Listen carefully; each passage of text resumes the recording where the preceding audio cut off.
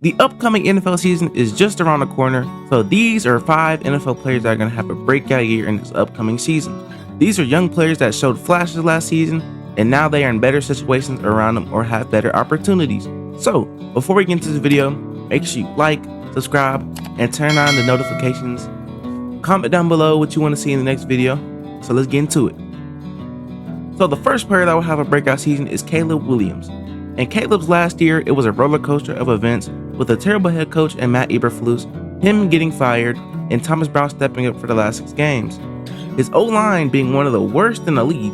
I'm not going to completely blame his O-line because some of the sacks on Caleb was because of him holding the ball for too long. But even though his rookie season was pretty disappointing as a #1 pick, he did show flashes that made me optimistic.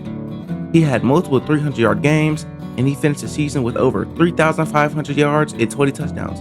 That's pretty good for a rookie QB. Too bad he was overshadowed by Jaden Daniels' godly season. Anyways, I'm getting off topic. In the offseason, the Bears hired standout Lions offensive coordinator Ben Johnson. Johnson had the Lions as one of the best offenses in the NFL, and after spending 6 seasons with the Lions, the Bears hired him as their new head coach. Second, the Bears addressed one of the glaring problems in this team, the O-line. Caleb was sacked 68 times, the 3rd most in NFL history, and he was pressured 260 times. So the Bears ended up trading for Joe Thuney from the Kansas City Chiefs, and then they ended up signing former Falcon Drew Dalman in the free agency. And in the draft, they also drafted Ozzie Tupelo from Boston College. And that's not all that the Bears did on offense though. They drafted Colston Loveland in the 1st round from Michigan, and then they ended up drafting Luther Burden in the 2nd round from Missouri. So the Bears really spent this offseason getting Caleb the weapons to succeed in this team. Now it's all up to Caleb to figure things out, and I think he will. If I had to guess his stats, I would probably guess 4,000 yards and 25 touchdowns. The second player that will have a breakout season is another quarterback from the 2024 draft, Drake Maye. Honestly, Drake Maye was in a worse situation than Caleb. Gerard Mayo wasn't that bad of a coach, but he only lasted for 1 season. The O-line was an abomination. I mean, they were the worst O-line in the NFL last season. 35 sacks and 231 pressures. They were nearly at the bottom of pass blocking and run blocking win rate, and Maye's weapons were not that good. Javon Baker and Jalen Pope were pretty underwhelming. The reason I think Drake Maye will have a breakout season is because the Patriots hiring Matt Vrabel, one of the best coaches in the NFL. After getting fired from the Titans, he sat on the couch for a season until the Patriots called him to be their new next head coach. They also signed a bunch of veterans in the free agency like Stephon Diggs, and going into the draft, they had one of the best drafts out of every team in the NFL. Focusing on their O-line in the 1st round, they drafted lineman Will Campbell from LSU with the 4th overall pick.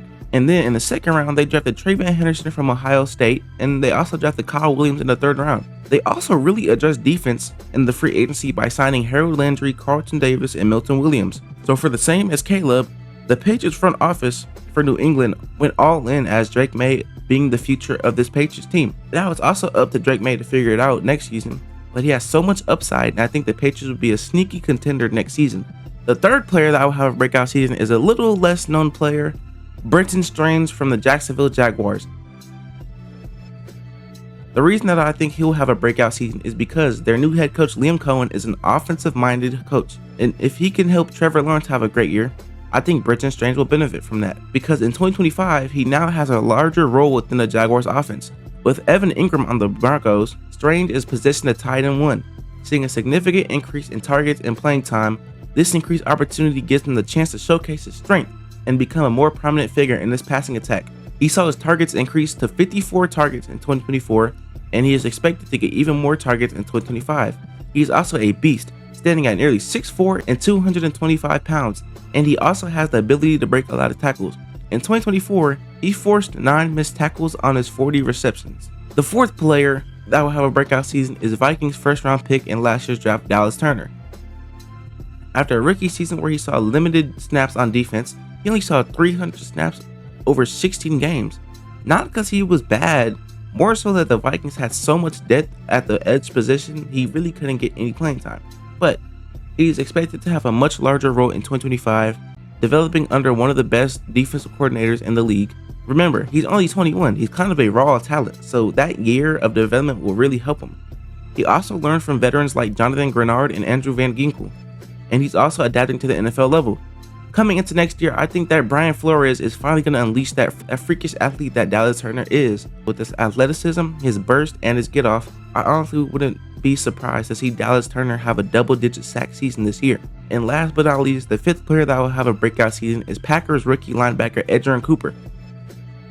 In this rookie season, Cooper showcased elite playmaking ability that gave people optimism for a breakout year in 2025. Despite playing under 500 snaps, he earned NFC Defensive Player of the Week honors twice, and he was also named to the PFWA's All-Rookie team after a rookie year that saw him play primarily as a situational player due to injuries in the Packers' depth. But Cooper finished with the overall PFF grade of 84, a pass rush grade of 90, and he is expected to see a significant increase in playing time in 2025. In this offseason, he spent a lot of time getting stronger as he put on 10 to 15 pounds of muscle over the offseason. Cooper is very versatile. He can chase down ball carriers, make tackles behind the line of scrimmage, pressure the quarterback, and drop into coverage to break up passes.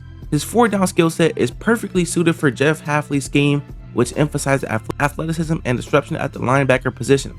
I think he could have an amazing year next season. And that's going to go ahead and wrap this video up. What do you think about this video? Who did I get right? Who did I get wrong? Comment down below what you think about this video. Make sure you like, subscribe, hit that follow button, and I'm gonna catch y'all boys later. I'm out. Peace.